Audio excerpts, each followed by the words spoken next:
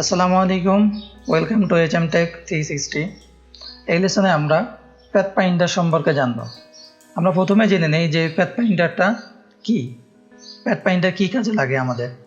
Pathfinder হলো Adobe ইলাস্ট্রেটরের কোনো shape যদি আমরা কাটতে চাই তাহলে সেটি পাথফাইন্ডার মাধ্যমে আমাদের কাটতে হবে।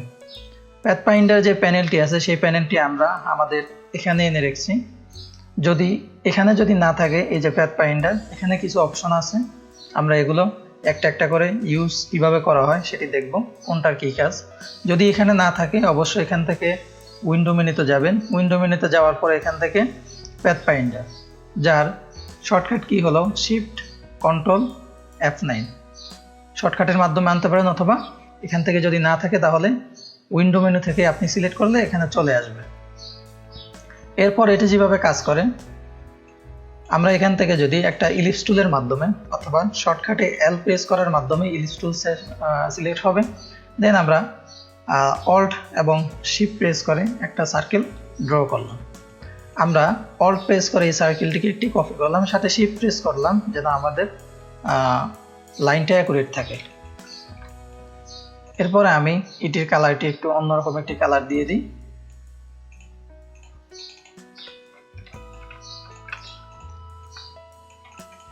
এখন এখানে দুটি শেপ আছে, আমরা এই দুইটা শেপকে আরেকটা কপি করে নিই।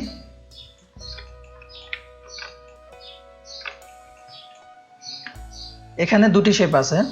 প্রথম শেপের কাজটা কি?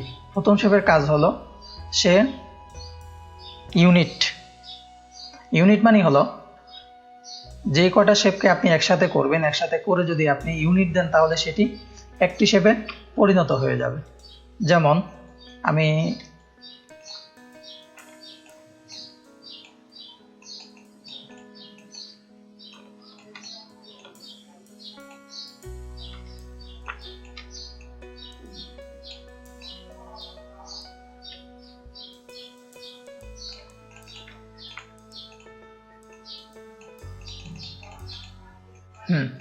এখানে অনেকগুলো শেপ নিলাম।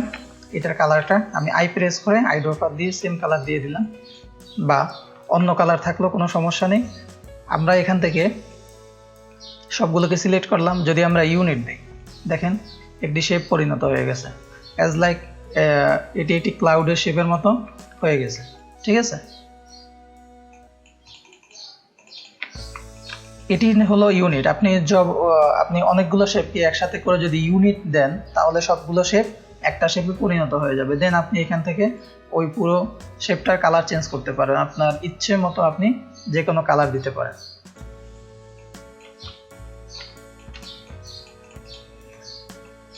আবার আমরা কপি করব, কপি করে তারপরে যেটি আছে সেটির কাজ হলো, এখান থেকে আমরা দেখে নিই মাইনাস ফ্রন্টটি হলো, দেখেন এখানে দুটি শেপ, পিছনে একটি ব্ল্যাক শেপ, সামনে একটি শেপ আছে। আমরা যদি দুইটাকে সিলেক্ট করি এবং মাইনাস ফ্রন্ট দিই তাহলে আমাদের সামনের শেপ দিয়ে পিছনের শেপটি কাটা যাবে। সামনের শেপ দিয়ে পিছনের শেপটি কেটে গেছে। আমরা এই জিনিসগুলো বিভিন্ন কাজে ব্যবহার করতে পারি।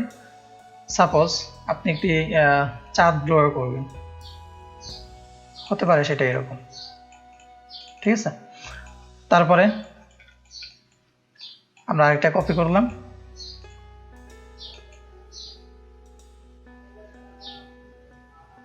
এরপরে আমাদের যেটি আছে সেটি হলো ইন্টারসেক্ট হলো আমাদের এখানে যে দুটি শেপ আছে, দুটি শেপ যদি আমরা সিলেক্ট করার পরে দেখেন যে এই পাশে একটি অংশ, মাঝখানে একটি অংশ ইন্ডিকেট করছে, মানে যেটি ওভারল্যাপ আছে, এবং এই পাশে একটি অংশ। ইন্টারসেক্ট যখন আমরা করব তখন আমাদের দুই পাশের টুকু চলে যাবে, মাঝখানের টুকু থেকে যাবে। সাপোজ যদি আমরা ইন্টারসেক্ট করি, দেখেন আমাদের মাঝখানের টুকু আছে এবং বাকি দুই পাশের টুকু চলে গেছে। আমরা এটিকে একটি লিপের শেপ দিতে পারি, তাই না? এটিকে যদি আমরা এখান থেকে রিপ্লেট করি,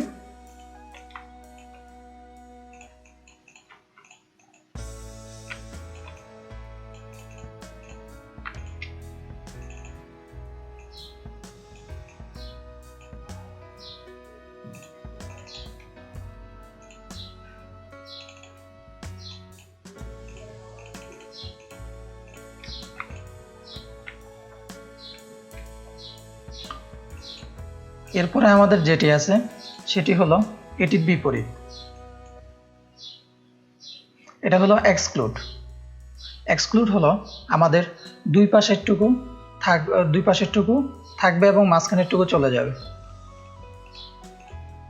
এখানে রাইট বাটন ক্লিক করে আনগ্রুপ করেন, আনগ্রুপ করার পর দেখেন যে আমাদের দুইটি আলাদা আলাদা হয়ে গেছে।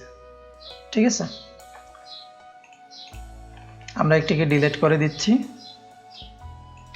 পরেরটিকে আমরা এইভাবে রাখতে পারি এবং এল প্রেস করার মাধ্যমে আমাদের ইলিপস টুল সিলেক্ট করতে পারি।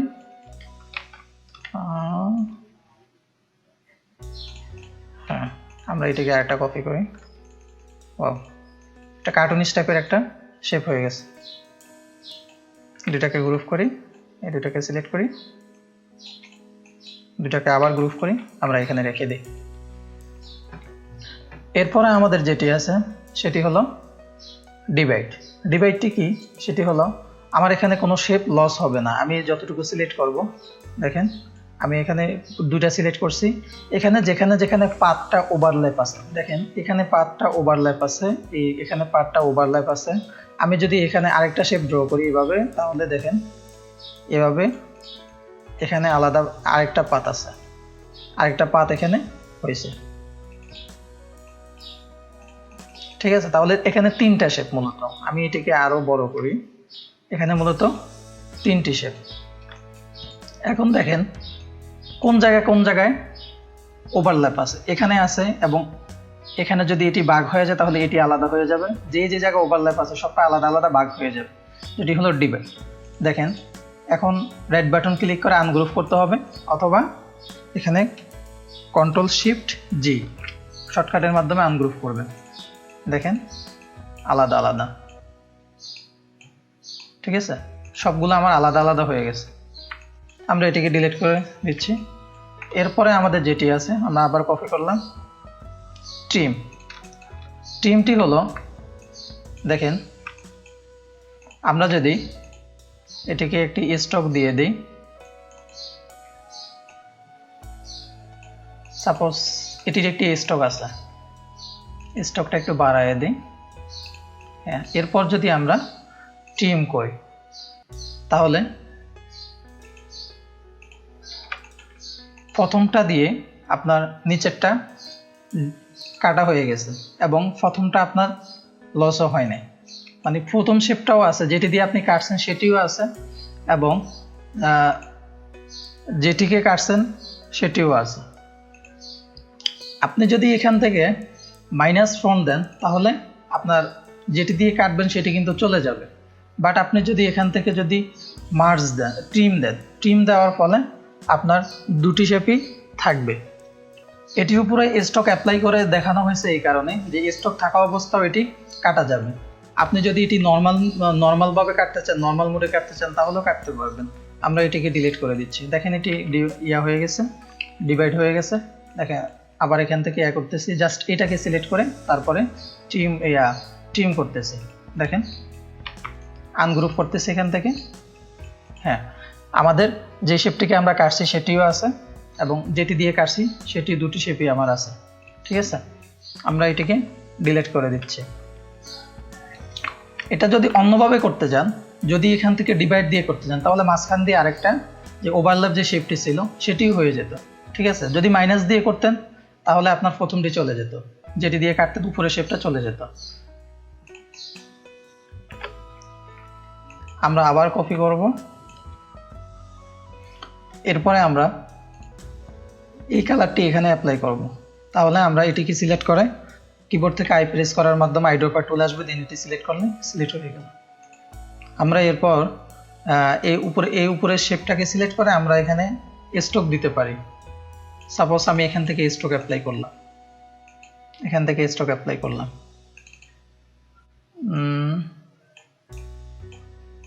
একটা স্ট্রোক অ্যাপ্লাই করলাম।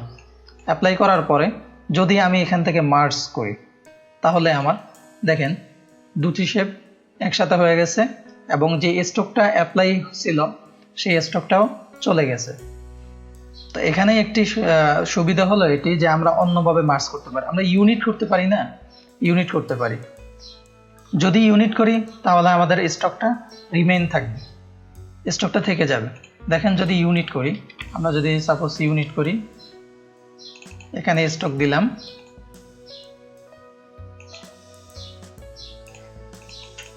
এটিকে ইউনিট করলাম, কি হলো আমাদের পুরোটাতে স্টক হয়ে গেল এবং প্লাস এটি দুটি একসাথে হয়ে গেছে এবং পুরোটাতে স্টক অ্যাপ্লাই হয়ে গেছে এবং স্টকটা রয়ে গেছে। ঠিক আছে, আমরা যদি স্টক অবস্থায় যদি আমরা সেটিকে যদি ইউনিট করতে চাই এবং স্টকটা যদি বাদ দিয়ে দিতে চাই, তাহলে আমরা সেখান থেকে মার্জ করতে পারি। মার্জ করার মাধ্যমে আমার স্টক চলে যাবে এবং দুটি একসাথে হয়ে যাবে, যেটিকে আমরা ইউনিট বলি, আর এটিকে বলা হয় মার্জ। আচ্ছা, এটিকে আমরা ডিলিট করে দিতে পারি। এরপরে আমরা এটিকে আবার কপি করলাম, কপি করার পরে আমরা সিলেক্ট করলাম, সিলেক্ট করার পরে আমরা যদি এখান থেকে ক্রপ দিই, ক্রপ দেওয়ার পরে দেখেন যে আমাদের এখান থেকে আমরা আনগ্রুপ করি, দেখেন এটি আলাদা হয়ে গেছে। আমরা এটিকে ডিলিট করে দিচ্ছি, এখানে আরেকটি শেপ রয়ে গেছে। এটিতে আমরা যখন কালার অ্যাপ্লাই করব তখন এটি কালার হবে, আদারওয়াইজ এটি দেখা যাবে না। আমরা এটিকে ডিলিট করে দিচ্ছি। এরপরে আরেকটি কপি করলাম আমরা এখান থেকে, করার পরে আমরা আউটলাইন দেব। দেখেন আমরা এখান থেকে স্টক সিলেক্ট করছি, স্টক দিচ্ছি এবং আবার দিচ্ছি এবং এখান থেকে ফিলটাকে নান করে দিচ্ছি। ঠিক আছে, এরপরে যদি আমরা এখান থেকে যদি আউটলাইন দিই, তাহলে আমাদের দেখেন আউটলাইন হয়ে গেছে, জাস্ট আমাদের পাথগুলো দেখা যাচ্ছে। আমরা এখান থেকে হয়তো এখানে